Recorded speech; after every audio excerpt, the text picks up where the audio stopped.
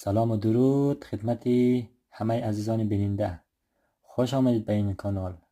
من اینجا هستم نه به عنوان یک استاد، بلکه به عنوان یک همراه در مسیر یادگیری زبان آلمانی.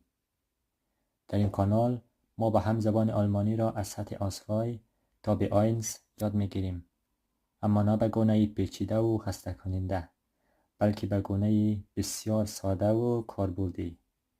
در حال حاضر تمرکز ما روی افعال مهم، اصطلاحات روزمره و جملات کاربردی است. چیزهایی که در زندگی روزمره در آلمان واقعا به کار می آیند و شما می توانید به راحتی آنها را استفاده کنید. اگر درخواست ها زیاد شد، انشاءالله آموزش گرامر را هم اضافه می کنم. هدف من این است یادگیری زبان آلمانی برای شما ساده و خوشایند و مفید باشد.